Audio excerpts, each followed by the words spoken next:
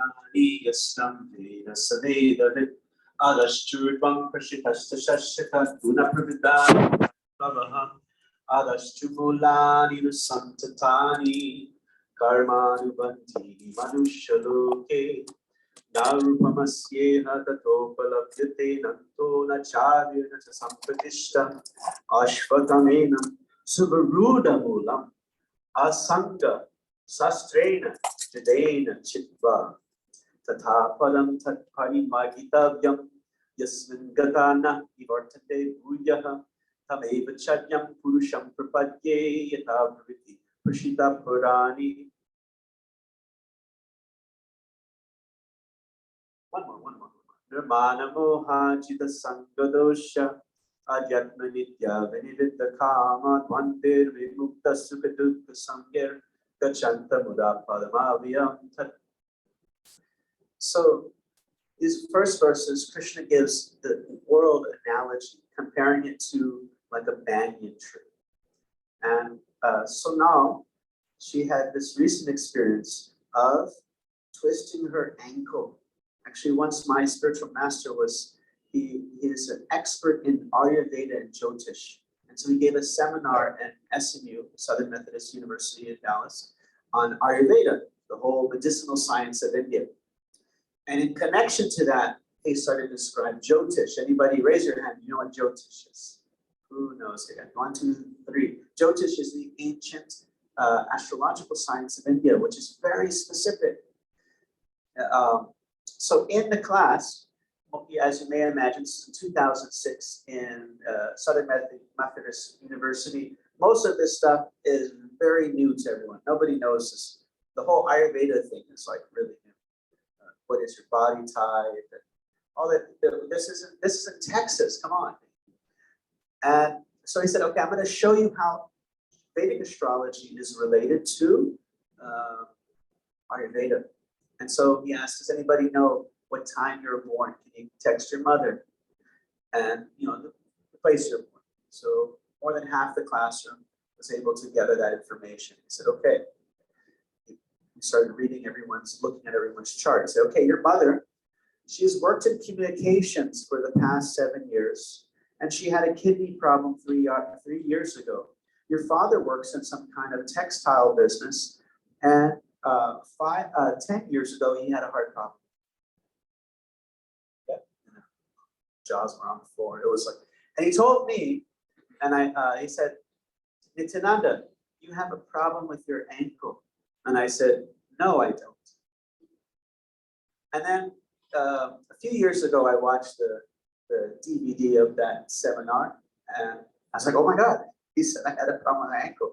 And I did. I had hurt my ankle, and I was, having an ankle brace for some time, and even to the point I was even doing like the cane for some time. The cane. So the reason I brought that up is that in this analogy, it describes that this material world is kind of like a reflection of home. The analogy is a banyan tree. You can imagine a banyan tree with urdhvam mulam, upward facing roots, and adha shakram, downward facing branches. So the whole thing is upside down. Where would you see that? A tree looking upside down. In the reflection, yes, in a pond. And then it says, and then it describes that this tree also has roots going up and roots going down. So it's a whole maze. How many of you have climbed in a banyan tree? Oh, it's not fun. So yeah, there's a place in India where they have a banyan tree. It's one tree and it's over a mile wide. It's a whole forest, but it's just one tree. And so, being that it's upside down, I gave this, we're discussing, Sonal and I were discussing about the ankle. I said, how much abuse our feet go through? So if you want to find that out, just do a handstand for only 5 minutes. If you really want to know, do it for 10 minutes. How many of you have done a handstand before, like a yoga class? And it is very difficult. 10 minutes is like you are sweating. You're totally. So how much pressure is there? So this reflection is indicating that this world is topsy-turvy. And if you're in that upside down position, there's some discomfort. There's those bed bugs that are there, discomforting bed bugs. It also, the branches are also describing that you can be in different platforms of life. Human life is not the only place that we've experienced. It's not the only situation we've experienced. We've been in many different experiences. We've been previously with animal bodies. We've previously had bodies superior to humans, beings of great lifespan and intelligence. We've been even different places, right? So just like guna pravita, how you nourish a root, the plant develops. So depending on how we are associated, what we're nourishing ourselves with, we develop. Sometimes if we nourish ourselves with just a kind of animal mentality, nature will say, well, maybe what you really want is an animal body. That's what it seems like you want. I will give you a body that suits that mentality. If you want to sleep every day, 12 hours a day, there's bodies that are better suited for such an experience. You can take birth as a bear and no one will criticize you. Your mother might be criticizing you. Your spouse may be criticizing you for sleeping for 12 hours. But as a bear, no problem. So guna pravita vishaya prabha. So he describes this whole elaborate analogy of a banyan tree to illustrate that this world is, one, not our home. It has some discomfort, and it is actually a reflection of our real home. So he says, Asanga sastrena tridhena chitva. We should cut our deep-rooted attachment with the sword of knowledge. We should not be so attached to a temporary situation because it's temporary. You can't hold on to it. Somebody said it's you can't take anything with you. Like I was performing a funeral, and I always like to speak to the people who work there, and they said, "Yeah, you'll never see a U-Haul with the hearse, going together. You're taking all your stuff with you. You can't take any of that with you." So there's this powerful element of knowledge that creates that discernment to see, okay, what is my actual situation here? What am I rooting myself in that has some stability? For example, I'm here in New York for over a month and I'm looking for an apartment. Looks like something may be coming right now. So hopefully with all your well wishes, I should be moving into another place. We all want to have that stability. That is our nature to want to have something we can hold on to, because we are what you call Satchit Ananda. We are eternal, so we want stability. We want something stable. Welcome. So guna pravida vishaya prabha dashtimulan sankatan. He says this whole quagmire of material existence, it's hard to,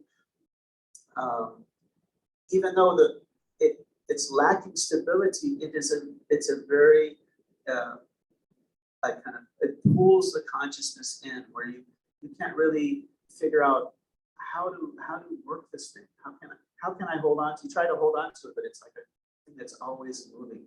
It has no nanto nachadi sampradishta, has no end, no beginning, and no stability. This is that analogy of the banyan tree. But still, one has to develop this discernment that, okay, I'm experiencing myself that I once had a child's body. This is what Krishna starts to lead to in the next verse. He says, I once had a child's body, and that body is no longer here. Anybody taking a biology class? Raise your hand. How long does the cells in the body stick around? No idea. And 7 years. So the general consensus is, you have skin cells, maybe a couple of weeks. But a whole replacement, a whole complete replacement of your body happens within a period of 7 years. Whose here is older than 7? 7. So you have reincarnated, you have changed your body already in this life, Krishna's explaining. So if you don't mind, I'll continue with the Sanskrit. It helps with the train of the verses. So he said, Nathad Vasayate Suryo Nashishankana Pavaka Yat Gatva Nivartante Tadhama Paramam Mama. So after giving the analogy of the banyan tree, he says, we should seek out that place, find the root of all existence. That place, having gone, you don't have to, again, change your situation. Nobody likes to be forced out of a situation. You know, if you have to move out of a home due to some circumstance, maybe the landlord's selling the home. Like if you look at the lease, it says if the landlord sells the home, they have 2 months to, your lease doesn't matter anymore because they can give you 2 months and that's all that, they sell their home. You don't have any, that lease has no power for you.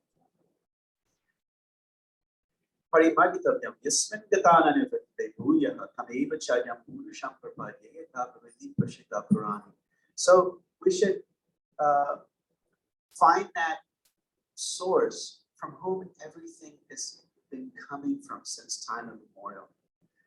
So it describes this tree with these roots coming out, but then it says we should find out what is the original root. And if you remember, the banyan tree is upside down, so at the very top of existence is the root. And then he describes what is that place like? What is our original home like? There's no need for sunlight, moonlight, fire, electricity. Everything is self-luminous. We're in a world, we have just one, in our solar system, we have one big light bulb. That's it. Everything else is just dark. But our home is actually self-luminous, brilliant, brilliant, brilliant. So now we're moving on to, this chapter is broken down into 4 sections. So remember this, it will be for your homework. Test. Right? So the first 6 verses are about the letter H, is for home or hotel. The next verse, verses 7 through 11, is this letter O. And the O stands for over and over and on again. So what is that on about? Yes. Reincarnation. So the cycle of, what is the Sanskrit word for this cycle? Samsara. Samsara. Yes. Our friend had a rock band in Texas that was quite popular called Samsara, but they actually spelled it with an O, Samsara, because before everybody's like, who's Sam? Who's Sarah? There's no girl in this band. Why is it called Sam Sarah?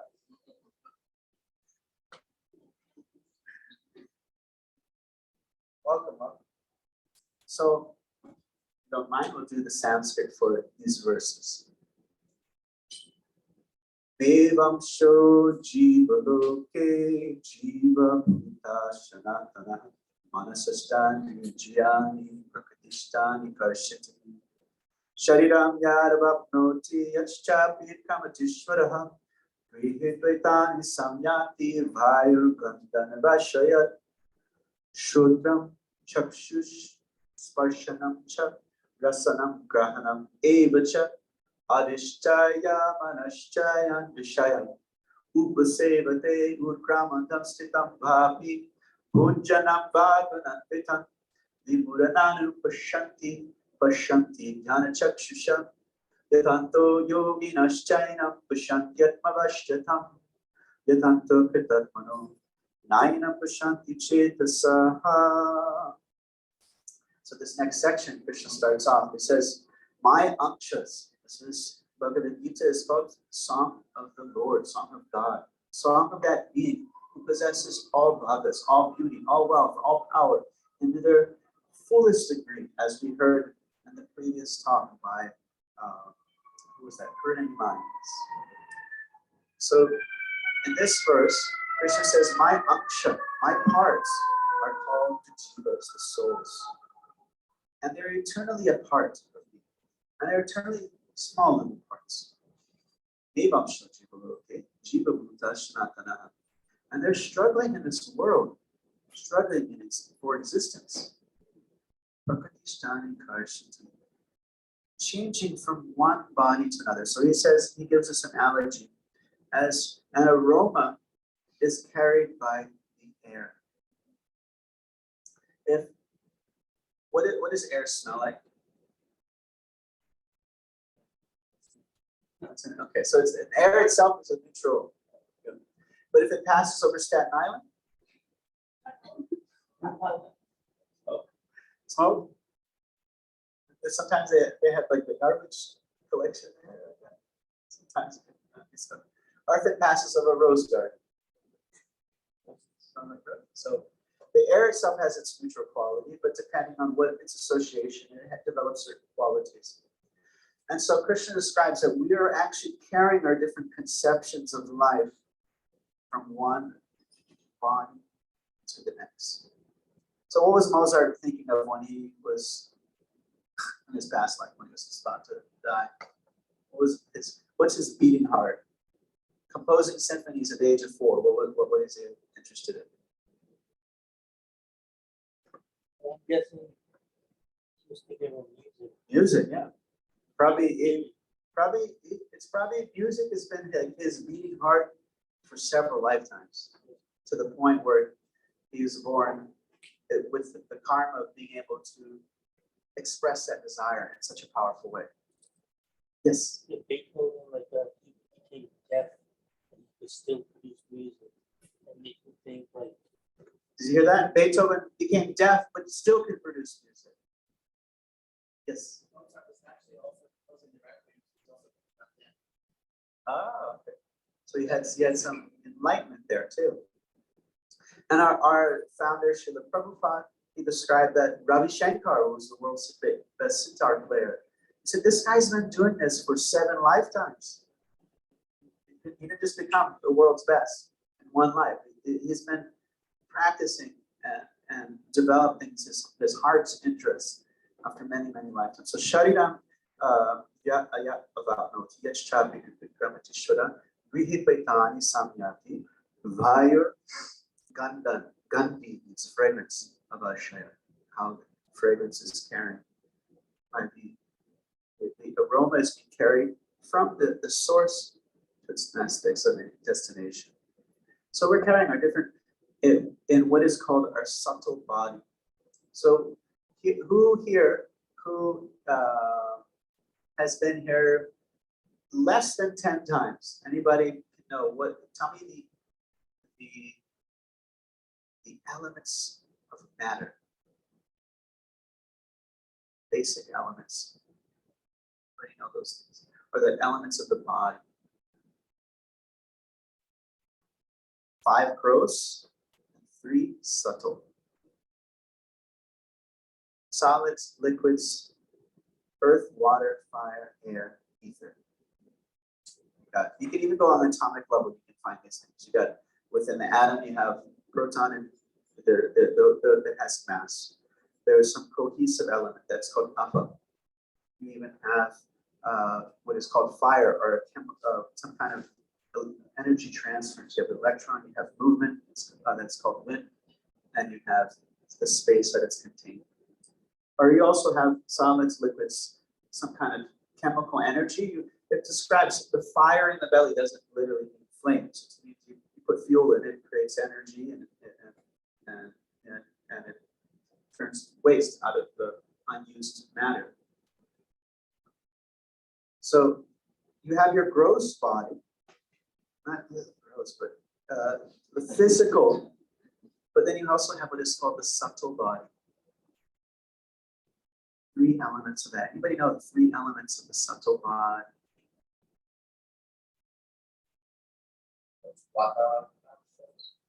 Oh, so that's the 3 doshas, the 3 body types. Yeah, but the 3 elements of the subtle body are the mind, the intelligence, and the ahamkar, the sense of identity.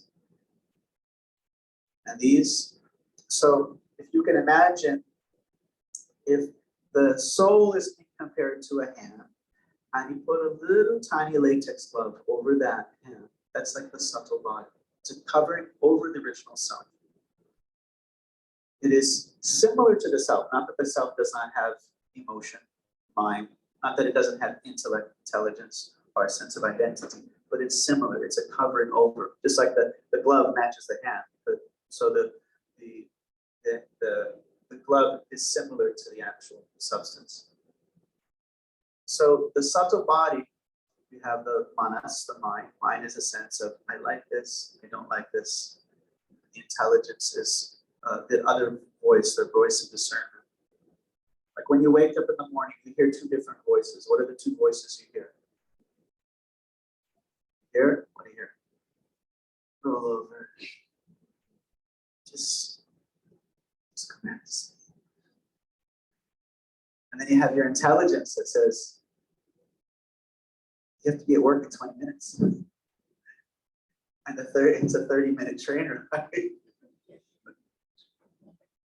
So you have your voice of like your sense of emotion and then your sense of discernment. So mind and intelligence. And then the whole thing is being stabilized by the sense of id or identity, also called as the false ego. Because as we take off the glove, there's the original self. So if you put on the latex glove, that is like the subtle body, very close to the actual self, the soul. But then you put on a boxing glove over that. That is compared to the physical body. So let's take a little example.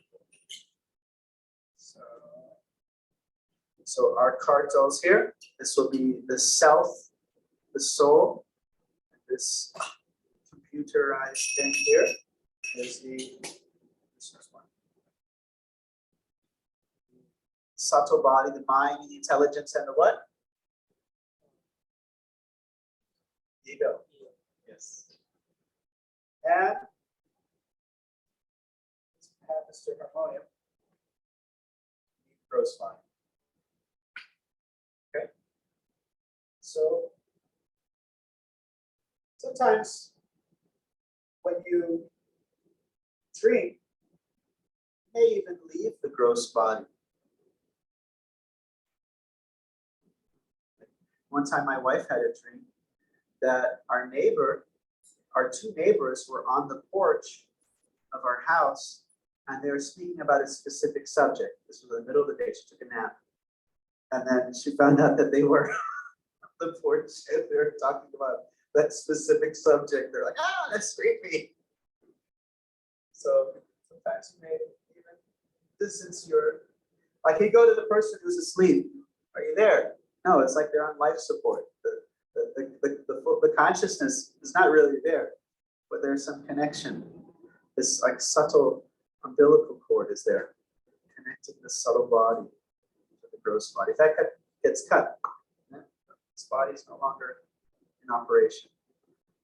It could be a very beautiful body. It could be like Marilyn Monroe, but nobody wants to take Marilyn Monroe on a date, minus the battery, the soul. What gave attraction to that body was the presence of the soul. So, subtle body takes shelter from another situation. Now, sometimes we get born as a human again. So, this person had changed body from a small portable harmonium to more hunky harmonium. It's changing from one body to another. So we're carrying our different conceptions of life from one body to another as the air carries aroma. And thus, he gets put in a different situation with a different set of shrotam, chakshus, or a different set of eyes, different sense of nose, different sense of touch, different sense of taste. Like if you're born as a plant, where's your mouth? your food. Plants in Sanskrit are called padapa, deep drinkers.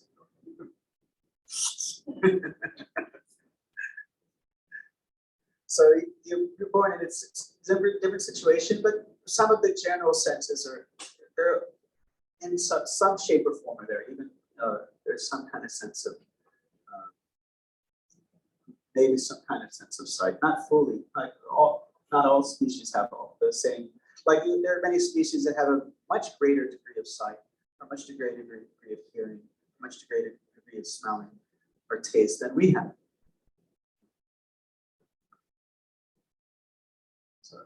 So, and then again, what does he do? As soon as he takes birth, that living entity again tries to like enjoy the temporary. It's like, this is mine, this is mine, this is mine, this is mine.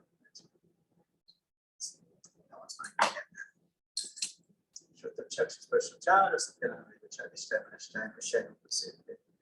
And how the person is living in the body, how the self is living in the body, how he is leaving the body, and how he is enjoying or existing or experiencing the body, the foolish person cannot see this. But the jigyasu, the wise person, can see this clearly. So, as you are all in soul talks, you're seekers of this knowledge. We're all here because we have some interest. But imagine there's probably a lot of friends that you cannot have these discussions with, isn't it? Like they don't know what I'm not my body, then which body am I? Like it doesn't make any sense. So here Krishna says a person who he follows it up in the next verse. Yatanto yoginas chayam. The person who practices, who endeavors in yoga, in connection, in spiritual connection, in spiritual development, they can see this. They can understand how the soul is different from the body. But the other person, Yatanto yogina, but those persons who are lazy in that endeavor to actually, haven't put the time and energy to even investigate, they can't understand even if they try. This is, it takes some kind of training.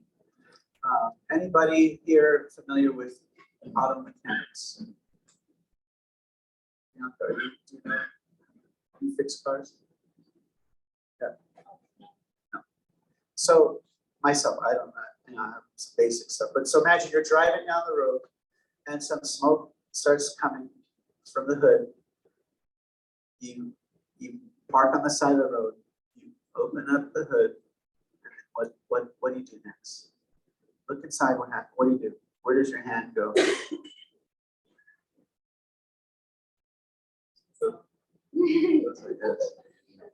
Cell phone, yeah, you get a cell phone. You just start scratching your head. And then you invite the mechanic to come and see it. He looks at the same thing that you're seeing and he understands immediately what's going on because he has some training. So with training, like we're doing now, with these discussions, we can begin to understand the distinction between the self and the body. But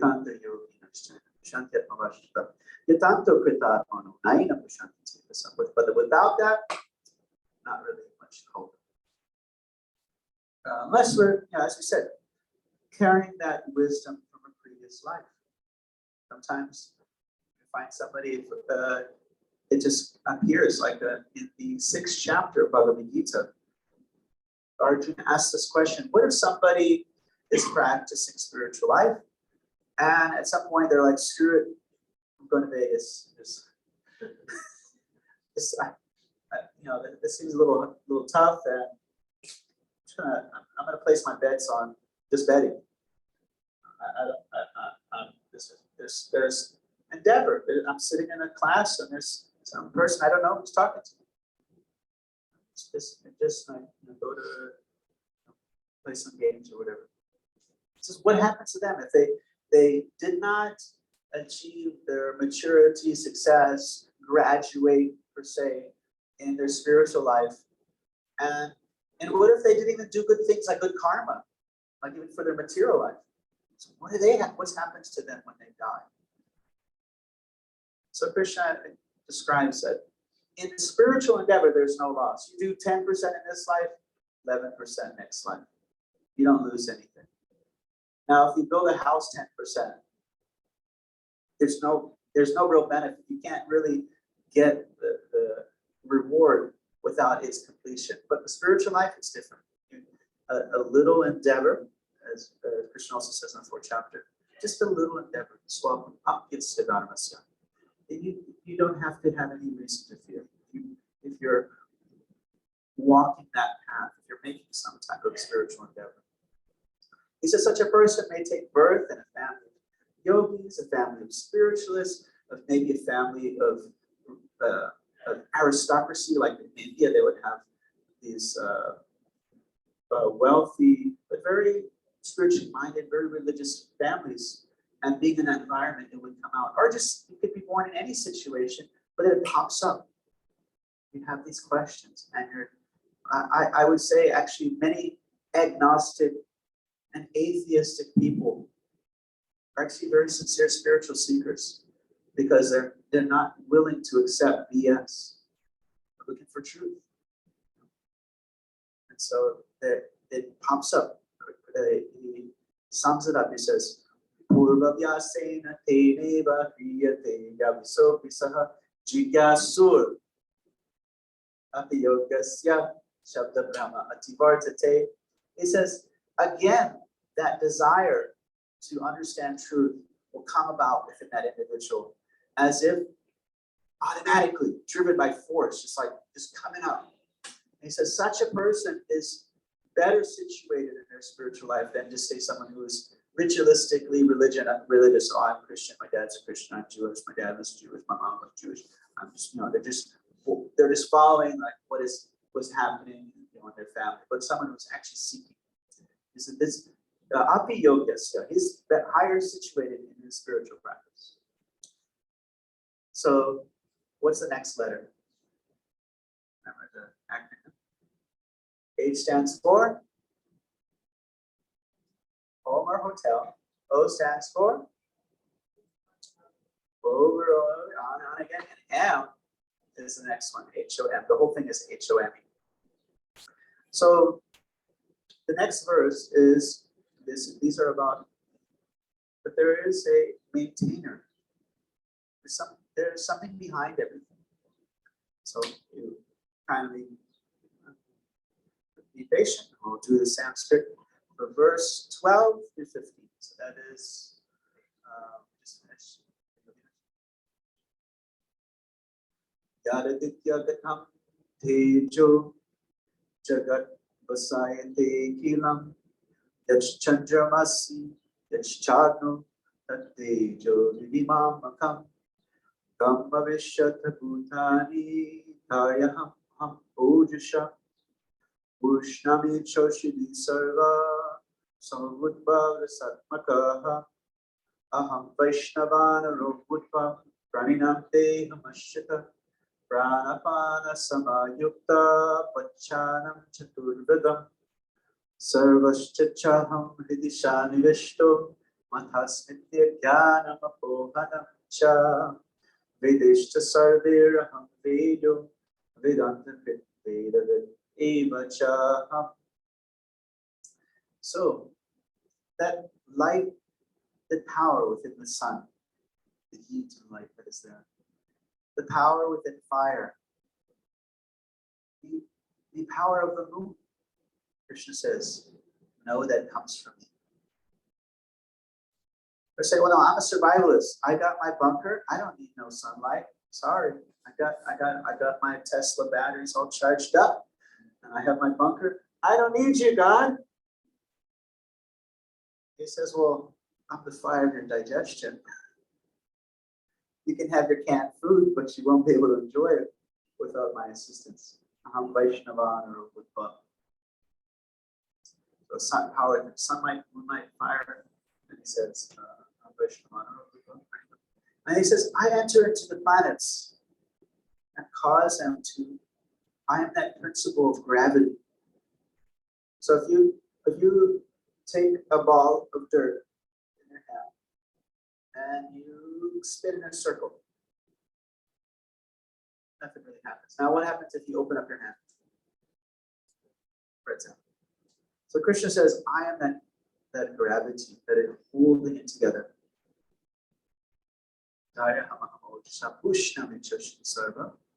And I'm also, by the influence of the moon, I help nourish the vegetables. So this is something that seems quite mystical, but even our, Western modern science accepts the influence of the moon's growth on vegetables.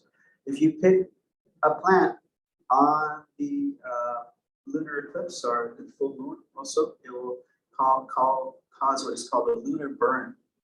Just like the moon can cause the whole trillions of gallons of water to raise up. What does it do within the fluids of the plants? It pulls it up. So if you cut it, the sap can come out the top. So he says, by the moon's influence, I help the growth of the vegetables I give them. And so farmers, if we study the Farmer's Almanac for hundreds of years, they've known this. But this is a 5,000-year-old book is also talking about this. Seemingly sounds very mystical. So that's maintaining of the body. But this is actually, this section is the maintainer of the body, the mind, and the soul. So in the 15th verse, he talks about how he maintains the body, the mind, how he maintains the self and the soul. And so this is a very famous verse. Sarvashchachaham Shridi Sanirishto. I am situated in everyone's heart, and from me comes knowledge, remembrance, and forgetfulness. These are the functions of the mind and the intelligence. Sometimes, if you study Ayurveda, who knows a little bit about Ayurveda? 1, 2. This is not an Ayurveda's seminar class then. So Ayurveda, they talk about what is called ojas, which is a certain type of energy within the body. And ojas can be depleted through anxiety or excessive sexual activity. These two things can make our ojas go away quickly. And ojas also helps with memory. It helps with, it basically, if your ojas is in good state, then you remember the things that you need to remember, and you forget the things that you need to forget. How many of you, wish some of the commercials that are going in your mind were forgotten? And then you're like, oh, and things you want to remember, like, why do I remember this? Not that. I can't remember what was the thing. I had this anxiety of something I'm supposed to remember. I don't remember what it is. So sometimes you may experience this, like if you become sick. You ever watch a horror movie when you're sick? Ever done that? The horrible idea. You can't get. It's like when you watch something. Basically, you get your entertainment, and you take everything in your mind, just like your body digests and puts nutrients in different places. Your mind takes those memories and processes them, puts it in different places. But if you're sick, if your intellectual and your subtle body is not in a healthy state, you find you watch a horror movie, terrible idea. You can't get the thing out of your head. It's like God, I watched it 3 hours ago, but those stupid memories of it are just floating in my head. So that's a good example of weakened ojas. So for me comes that knowledge, remembrance, and forgetfulness. By all the Vedas, by all these ancient literatures, I am to be known, Vedanta Krit. I am the compiler, I'm the provider of the Vedas and the knower of the Vedas as well. So he provides for the body, fire digestion, all these, the sunlight, moonlight, we all need those things to survive. Then he provides for the mind, these functions of the mind, but he also provides spiritual knowledge. So maintainer, that's the idea. There is a Purusha, there is a person behind existence. And so that brings to the last 5 verses. You guys ready to hear the last 5 verses? We're covering a whole chapter. Many times somebody will give a class of 1 verse, where it's kind of a whole broad chapter. So last 5 verses, the E stands for essence, and it's the whole essential message of the Gita.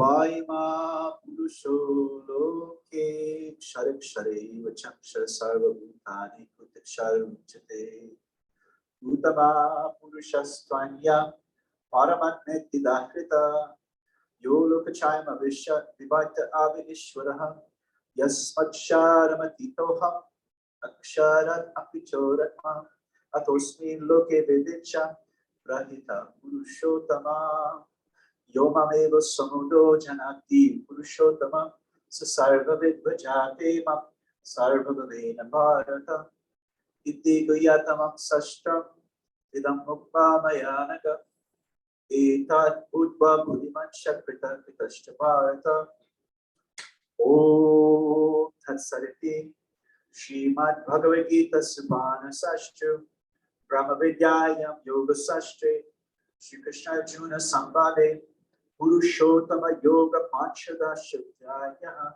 So this is the Purushottama part of the chapter. These last verses were leading towards that understanding that there is a Purusha, there is a person behind existence. So the first of these verses, Krishna says there are two types of souls in existence. There are those who are conditioned, and there are those who are liberated. And guess what does that mean? Freedom. Freedom. It's a question of freedom. Question of freedom.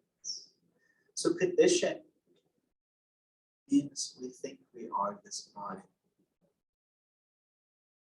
I'm a man. I'm a woman. I'm from this world. I'm of this race. I'm of this gender. I'm from this nation. I'm a I'm a Hindu. I'm a lawyer. I'm a Republican. All different layers of ego that actually never touch the real self within. They're all just coverings. They're onion. There's so many different layers.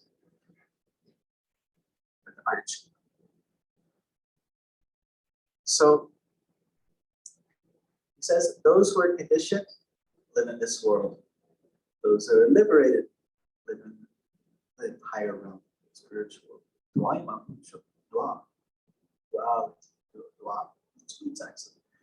And so he clarifies a certain ontological point that we find in a lot of different philosophies, especially Eastern philosophy, but basically all kinds of philosophy. One concept in philosophy is that if you become spiritually realized, then you are God. You become God. That's, you're everything. I'm you, you are me, it's all one. And so Krishna discusses this point, he clarifies this point. There is a oneness for sure. You have what is called Dvaita and Advaita. Dvaita, Dwa, what is that? What number is that? Two. And Advaita, not two, only one. You have both these concepts are there. In Western theology, it's called transcendence, above and beyond, distinct, different, two substances, and eminence. And you hear that term, you're eminence, but it means like the word eminence means pervaded into to the point where it loses its own separate individual existence. So somebody may see a beautiful painting and they may analyze just one part and say, wow, that's an atom. Your eyes up really close to a microscope, a proton microscope. It's an atom. And the other person says, no, he synthesizes. He doesn't analyze, he synthesizes. He takes the whole thing together. He says, no, that's not an atom. It's a painting. And they start fighting each other. And then, so we understand, obviously, it's both. There is a oneness and there's a difference. Is the sun here? So, yes. Okay. Is the sun here? No, see? She's graduated, now she needs a certificate. Wonderful. So they're different. Oh yeah, she's getting air blown on you.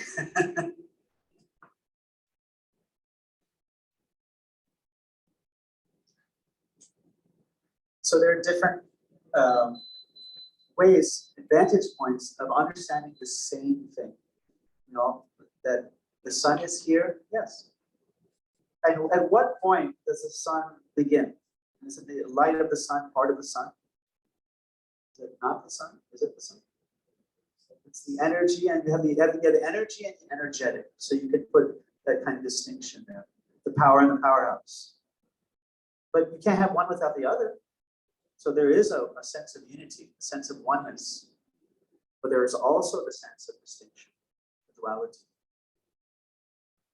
And there was one teacher in India over 2,000 years ago who was tooting the oneness horn.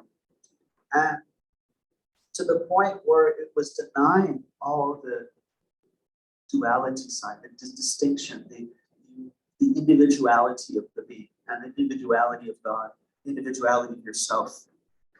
And so there was a book called Mayavada Shatadushani, 100 different refutations of this fallacy of absolute oneness. And basically back then, they would all debate on the basis of ancient Vedic literature. So it was like there was some kind of substance, there was some kind of like basis of your debate. You know, if some agreement point. You know, if you're going to debate somebody, you have to have like some, okay, this is our, this is our playing field. This is where we're, this is where we're basing. Like if you have in a court, you have like the law books, and okay, this is how we're going to duke this out. This court case versus that court case. And so, in his presentation of absolute oneness, where there's no idea of a personal God, he would take Sanskrit phrases and use what is called these secondary forms of translation. Let's see if I can give a simple example. In English, we have many words that have primary meanings and secondary meanings. Can anybody think of something like that? Help me out. A word that we may use most of the time one way, but sometimes it's used a different way. I could think of one of an example of like Old English. The word wonderful was something that was just full of wonder. It doesn't mean something good, positive, or even amazing. It can. Now we use those words usually in a positive sense, but the Old English was, it's not always. It could be something terrible, but it was wonderful. What the hell? Why do you call this? The war was wonderful, or something that was like something wondrous, causing someone to wonder. And so, I hope I'm not losing it. We say he presented all these statements about the oneness side. He presented accurately, this ancient teacher. But when it came to the part where it talks about God being a being, he would begin to use the secondary forms of those Sanskrit words, avoiding the actual normal direct meanings. It says, according to Sanskrit grammar, you can use secondary meanings of the words if the primary meaning doesn't make sense. For example, in Sanskrit, you can have a phrase that says, the weapons walked in. And in the primary sense, it doesn't make sense. So you look at the secondary use of those words, that's that statement, and it means soldiers with weapons walked in. So they presented this challenge. So back to the point, the idea is that there is a personhood to divinity. How many of you, going back to the sun, how many of you think the sun is warm? Raise your hand. Why do you think it's warm? They're hot. Hot. Why do you think it's hot? Somebody help them out. What? Sun rays a bit. Sun rays. Okay, good. Well, the sun itself actually is extremely hot. If like you actually, like the scientists or whoever astronauts measure the actual temperature, How do you know that? or they know it somehow. That's right. Okay, his answer, I'm sorry to pick on you, but his answer was better. And the reason I say that is that one, there's a little bit element of faith there. Someone told you. But if you just go outside and experience yourself, someone can tell you something totally reasonable. It's not discounted. But when you experience something directly, it is like it has a higher degree of validity. It's like, oh, you experienced it. So primary way we know that it's hot is that we've been outside. Secondary is like somebody's studied and they seem reasonable and they tell us that information. No, please forgive me. You're about to say something. Okay, go ahead. I was actually trying to say what he said. I just couldn't be eloquent enough to fit the science out of my head. So. Nice. So you don't need any science to know the sun is hot. You can just go outside. Experience it for yourself. Now, we reason that way because you understand something about the effect, the cause by looking at the effects.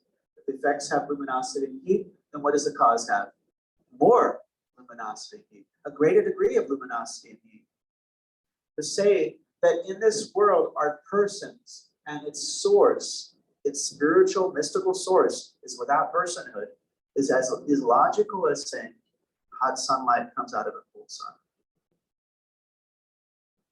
Now, one may say, wait a minute, I'm a person and I have all kinds of flaws and I don't like people. They have flaws too. I like people. And you're telling me God's a person. I heard all these ideas of God's a person. He's a kind of a bastard kind of person, like an evil old man that tortures people and sends them to suffer eternally for they did something that for 40 years of their life they were bad. So now for 4 billion, trillion, quadrillion years, nope, eternally they'll suffer. I don't like this person. This whole idea of personhood doesn't make any sense. Yes, the oneness. Yay, oneness! 1 point for the oneness there. Now, if you examine this example of the sunlight, away from the sun, we see these things called shadows. But if you follow the ray of light, follow it all the way back up to the sun, it's just full, pure luminosity. It's lacking that inevitably of shadow. So our personhood manifested in a temporary gross material body that has sweat, gas, all kinds of no. Our personhood it's like a dim reflection, and the original being is the paragon or paradigmatic person, the perfect prototype of personhood. So Krishna, that's why the name Krishna, the word Krishna means the all-attractive one. Even when Krishna appeared on earth, it described that he came out, there was like a multi-headed serpent monster that went to fight him. And he came out of the water, he's like, oh, dang, he looks good. He was totally angry, but he was like, he couldn't get over the fact that God is beautiful. He's kind and beautiful. He's the most attractive person. As George Harrison said, everyone is looking for Krishna. Just some don't know it. That's what we're looking for. So Dvaima Purusholoke. All right. Dvaima Purusholoke. So there's 2 types of persons. But besides these, there is another, and that's me, Krishna saying. Because I'm beyond both the liberated and the conditioned. Loke Vede Chakrahita Purushottama. I'm celebrated as a supreme person. And one who knows this without a doubt is the knower of everything. For example, if you win the lottery, you get $100 billion, then automatically you have $10,000 included in there. So if you understand the highest state of existence, then everything is within your understanding. All that is meant to be. So Sarvavit, you have all the wits. And such a person, sarva bhavena bharata, he fully engages in loving service unto me. That's the result of this spiritual awareness, this tendency to want to do bhakti, to have a loving exchange. All one is no fun. Love needs two. Two. A little two again. Two. Love needs two. And he tells Arjuna, because you are free from bad habits, you can understand it. You have a good heart. This is easily understood by you. And understanding this, you become wise, and all of your endeavors will lead to perfection. Om Tat Sat. Thanks a lot. So that's the whole chapter there. Let's see. What you want to see? What is your doggy bag? What you can take home with you? Okay. Let's see. It was.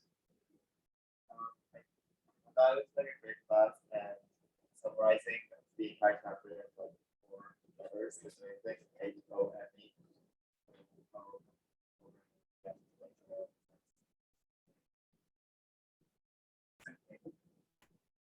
Ross. Sure. Yeah. So at the source can't be have less of a quality, which things that emanate from that. Powerful.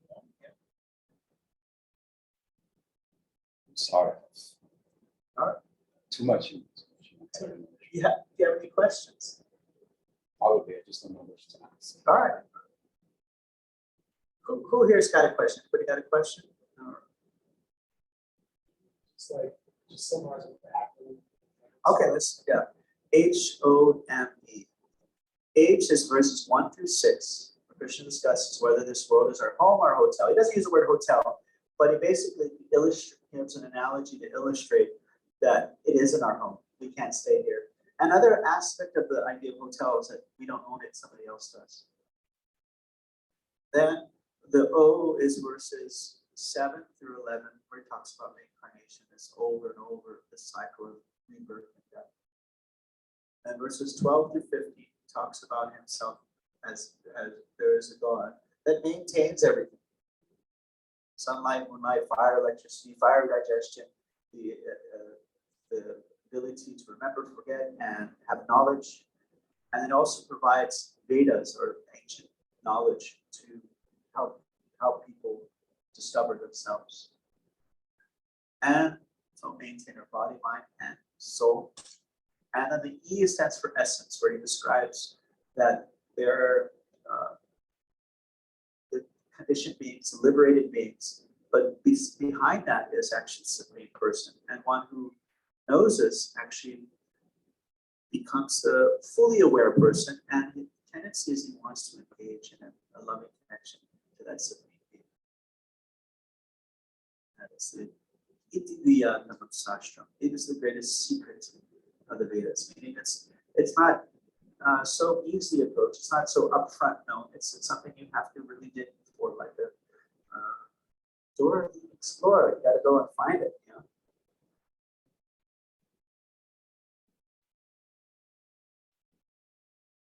Yes, You said Krishna has a personality, or Krishna has a personality. yeah. I had a I don't know. So what if his personality is conflicting with the moral value of society at a certain point, at any point in the future or right now? Like whatever he said or whatever he did while he was here 5,000 years ago, they become questionable right now or future. Then how are we supposed to reconcile with that? So did everyone hear the question? So what if it seems that maybe Krishna's personal actions may conflict with certain moral values of the modern world? how do we reconcile that? First thing is to investigate the situation, because there are many, like the Bhagavatam, it's this 18,000 verse book, and there are many books that lead right before Krishna's pastimes, just to give context. And in that book, which is many, many volumes, there's so much elaboration on all those pastimes that if, usually sometimes we may hear those stories. And like, for example, when Krishna was a child, he was stealing butter. He would sneak into the neighbor's house, and he would steal their butter and yogurt, and he would break the pots, and he would feed the monkeys, and sometimes he would even pee on the floor. Just trouble.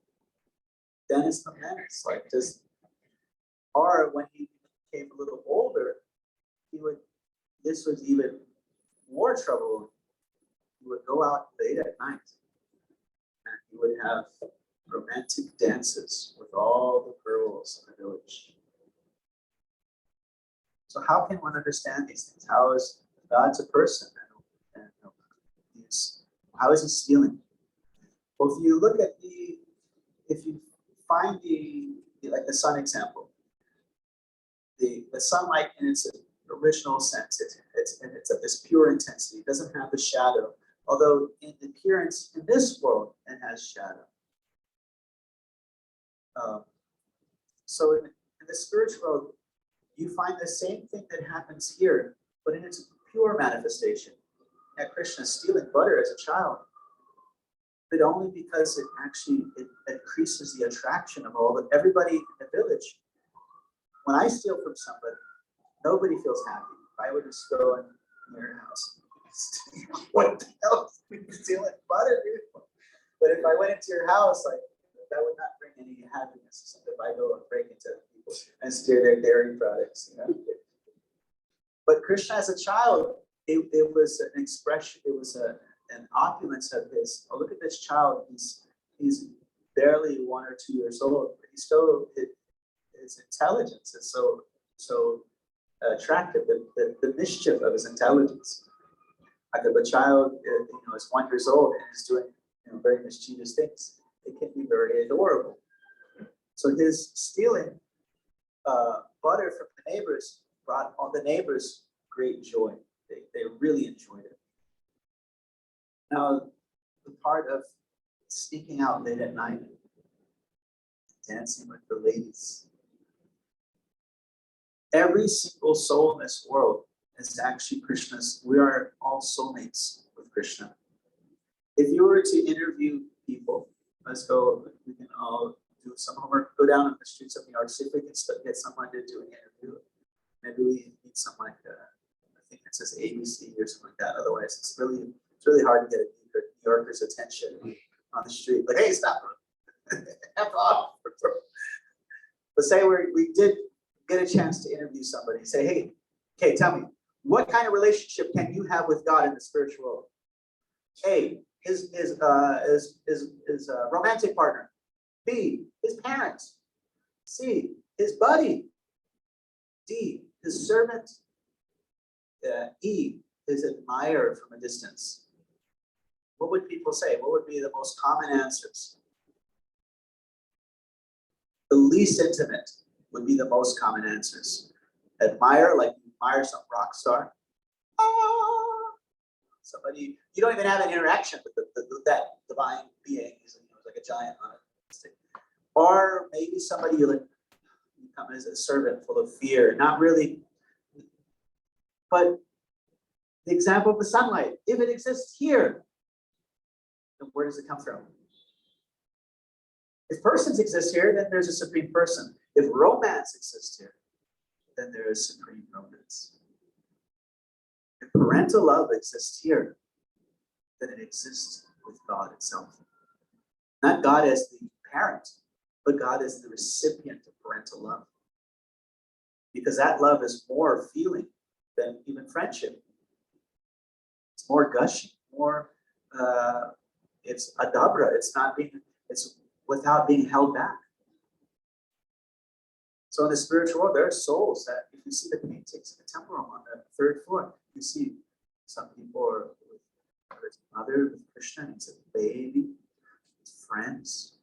So all these relationships exist here because they exist in the spiritual world. And the idea is that everyone is Krishna's soul. And so the dancing with the girls, it's not like, okay, now he's dancing with other people's wives.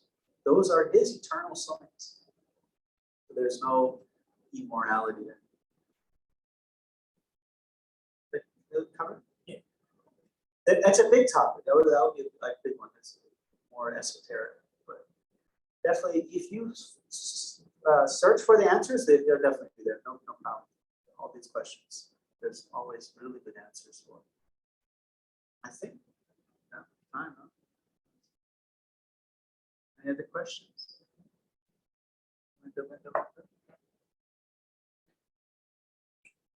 How you doing there? Great, it's beautiful. So now you know a chapter of the Bhagavad Gita. Go home. Say, I know Bhagavad Gita now. Yes. Yeah, so we do a little short kirtan, and then they'll bring out the food to all of us. So we'll do like 5 minutes, just a little short one, until whatever time it takes them to get the food ready. Well, thank you.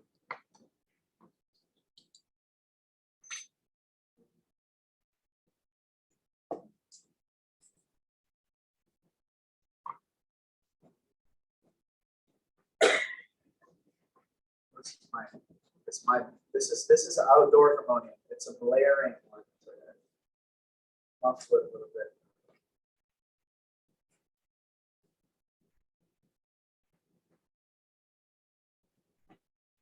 Yep.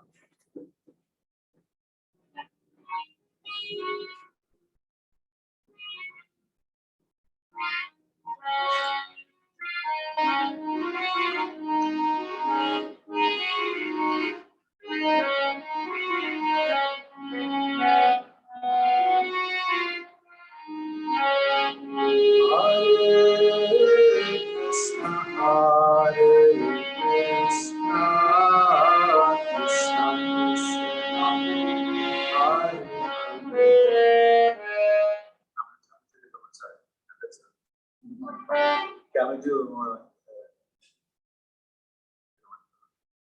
Hare Krishna, Krishna Krishna, Hare Rama, Rama Rama, Hare Rama. Hare Krishna, Krishna Krishna, Hare Rama, Hare Rama,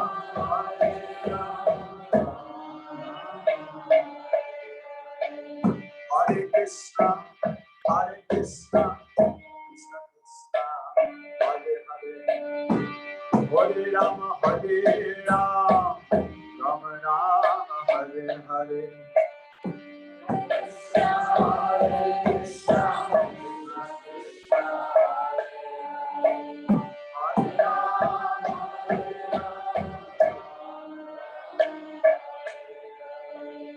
Hare Krishna, Hare Krishna, Krishna Krishna, Hare Hare, Hare Rama, Hare Rama, Rama Rama, Hare Hare.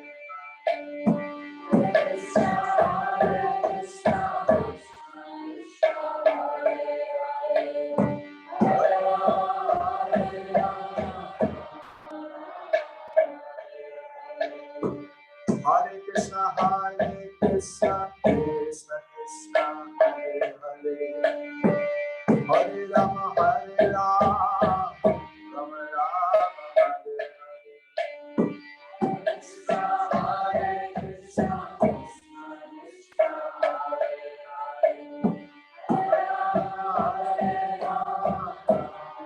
Hare. Hare Krishna, Hare Krishna, Krishna Krishna, Hare Hare, Hare Ram, Hare Ram, Rama Rama, Hare Hare. Hare Krishna,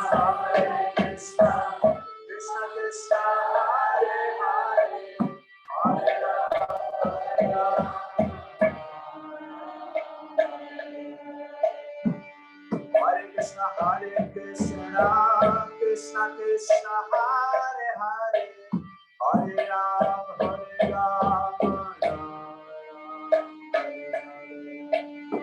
Hare Krishna, Krishna Krishna, Hare Hare,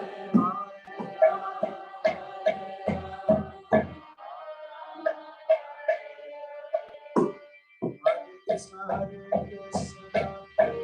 Krishna, Hare Hare, Hare Rama, Hare Rama, Hare Hare.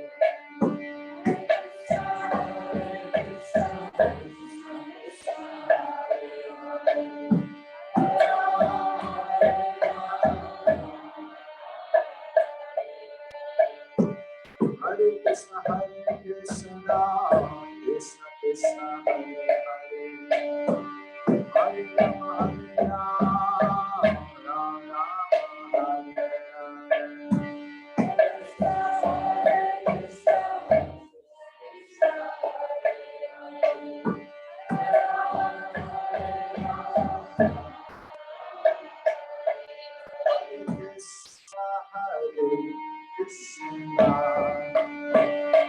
Krishna Krishna, Hare Hare,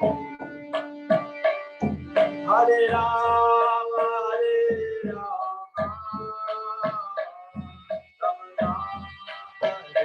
Rama, Hare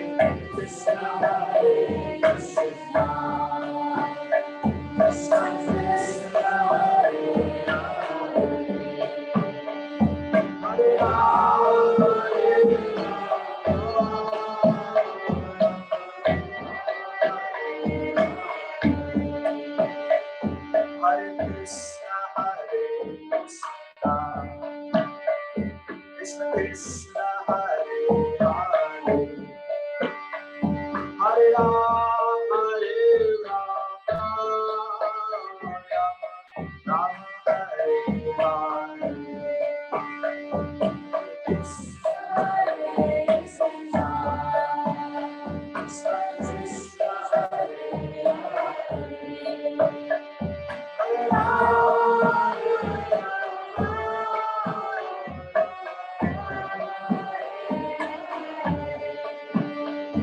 Hare Krishna, Krishna Krishna, Hare Hare, Hare Rama, Rama Hare Hare. Hare Krishna, Krishna Krishna, Hare Hare, Hare Rama, Rama Hare Hare. Hare Krishna, Krishna Krishna, Hare Hare, Hare Rama, Rama Rama, Hare Hare. Hare Krishna,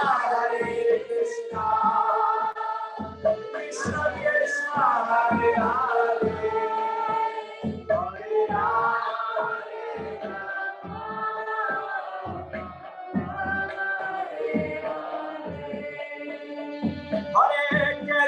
Hare Krishna, Krishna Krishna, Hare Hare, Hare Rama, Rama Rama, Hare Hare. Krishna, Krishna, Krishna Krishna, Hare Hare, Hare Rama,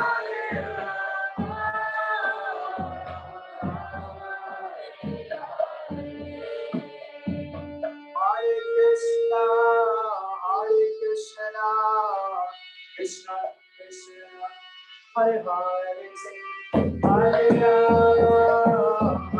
Rama, Rama Hare Hare. Hare Krishna, Krishna Krishna, Hare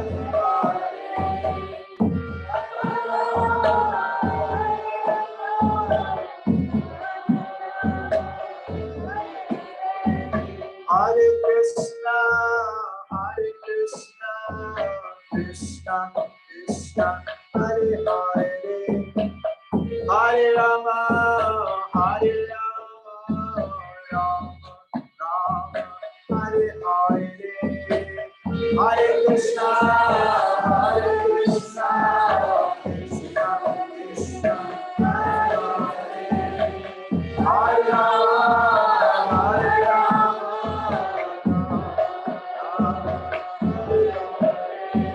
Hare Krishna, Hare Krishna, Krishna Krishna, Hare Hare, Hare Rama, Hare Rama, Rama Rama, Hare Hare, Hare Krishna, Hare Krishna, Krishna Krishna, Hare Hare, Hare Rama, Hare Rama,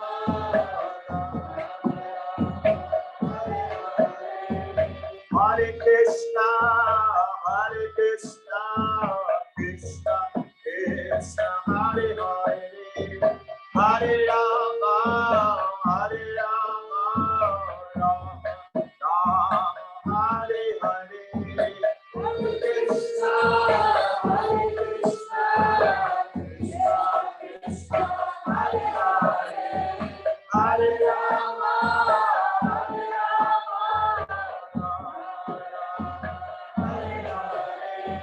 Hare Krishna, Hare Krishna, Krishna Krishna, Hare Hare, Hare Rama, Hare Rama, Rama Rama, Hare Hare, Hare Krishna, Hare Krishna, Krishna Krishna, Hare Hare, Hare Rama, Hare Rama,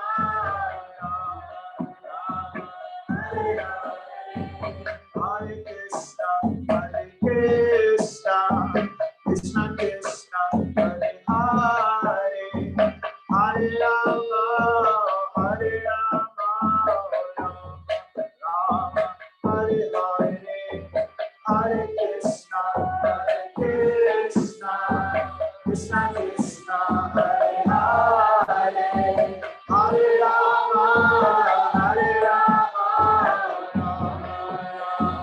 Hare Hare, Hare Krishna, Krishna Krishna, Krishna Hare Hare, Hare Ram, Hare Ram, Ram Ram, Hare Hare. Krishna, Krishna, Krishna, Hare Hare, Hare Ram, Hare Krishna, Hare Krishna, Krishna Krishna, Hare Hare, Hare Ram, Hare Ram, Ram Ram, Hare Hare.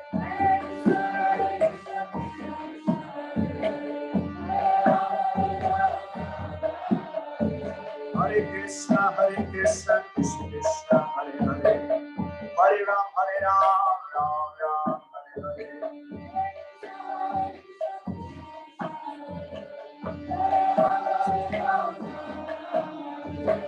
Hare Krishna, Krishna Krishna, Hare Hare, Hare Ram, Ram Ram, Hare Hare.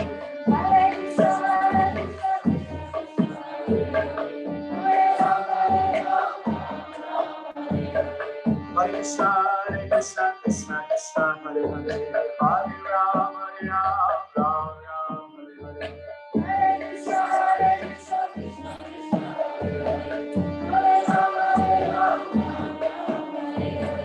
Hare Krishna, Krishna Krishna, Hare Hare, Hare Ram, Ram Hare Hare. Hare Krishna, Krishna Krishna, Hare Hare, Hare Krishna, Krishna Krishna, Hare Hare, Hare Ram, Ram Hare Hare.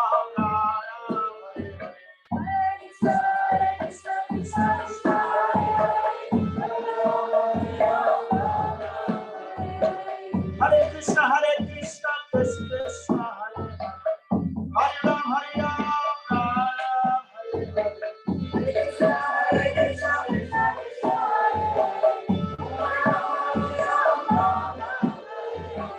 Hare Krishna, Krishna Krishna, Hare Hare, Hare Ram, Ram Hare Hare,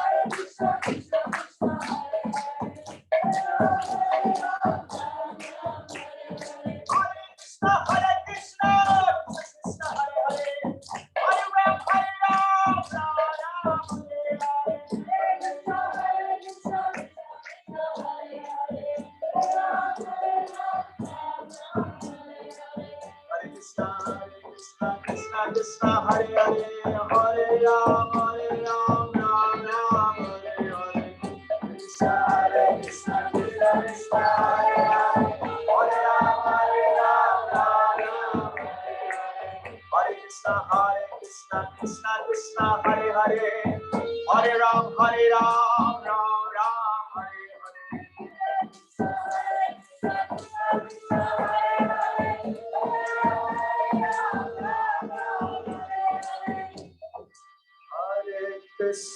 Hare Krishna, Krishna Krishna, Hare Hare. Everyone together. Hare Ram, Ram Ram, Hare. One more time. Hare Krishna, Krishna Krishna, Hare Hare. Hare Ram, Ram Ram, Hare Hare.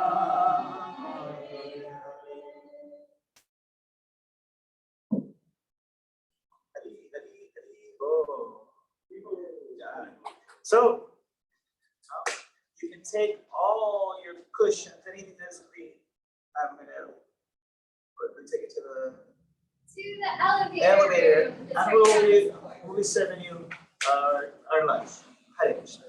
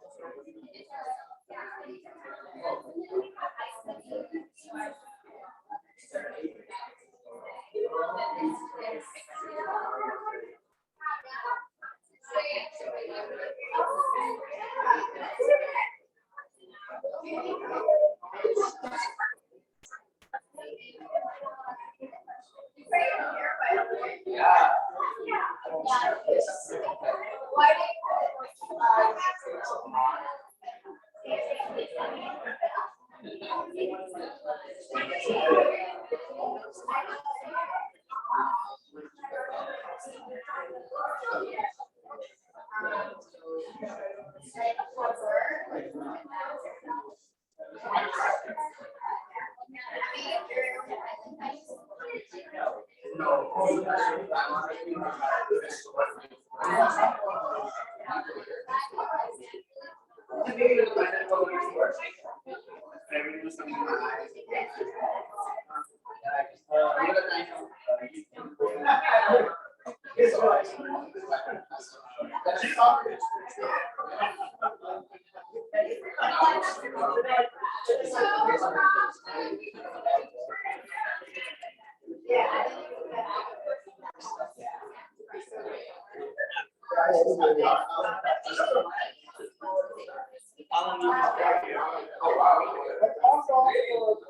a couple of years, actually.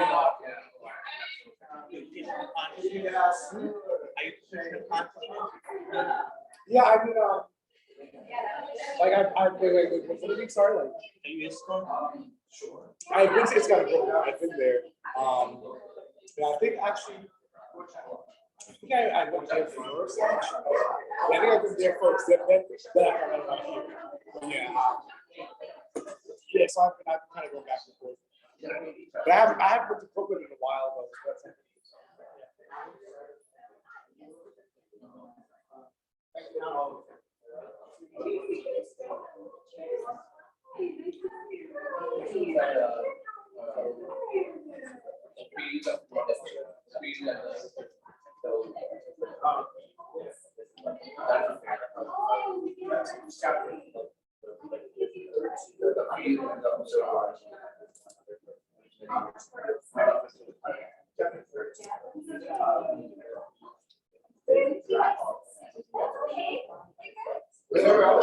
This is on the Kshetra and the Kshetrani.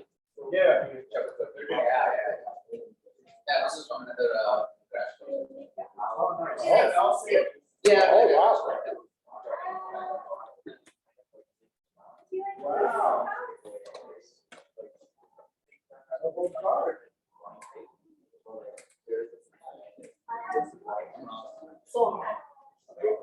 So no. I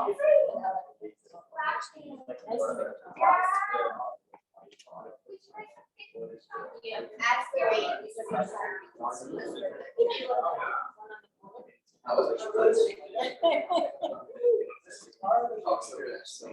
Yeah, I know. This is like the first time. That's what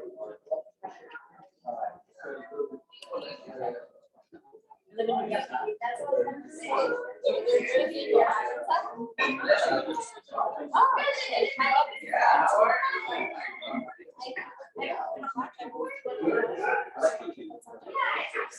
So you end up picking up the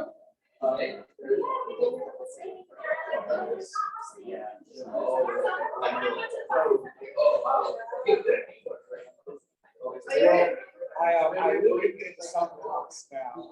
I grew up out in the suburbs of the Rockland County. Actually, not too far from that. So. Yeah, I think it's like Sleep Valley area. So. But yeah, I live in the South Bronx because I'm working there. So. Yeah. I'm working at a post school.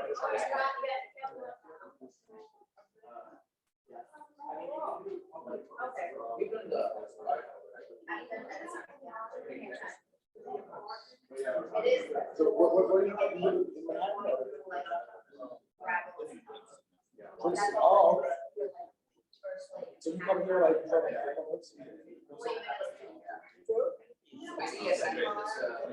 oh, so this is your kind of guest so next 6 years.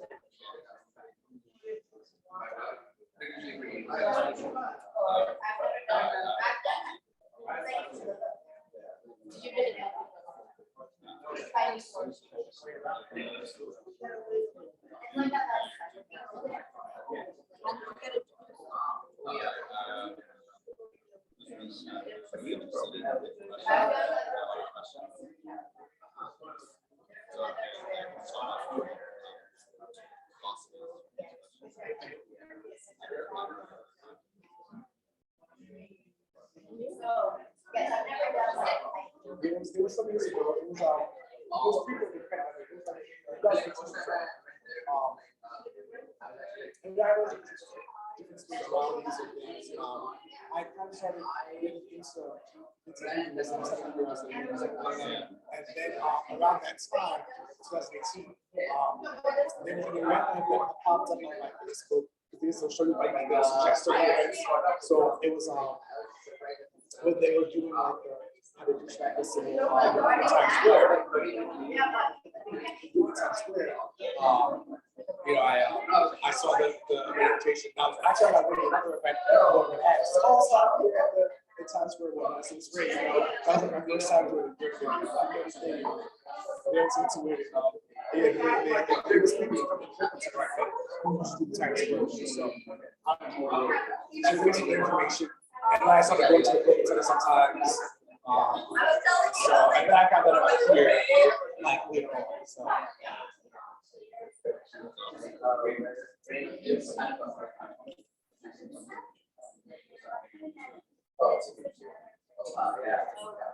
I've always been very anxious for jobs. In high school, I read other people as a list of that because it was in my cousin was always like, yeah, no. And what you were there, yeah. Oh my gosh.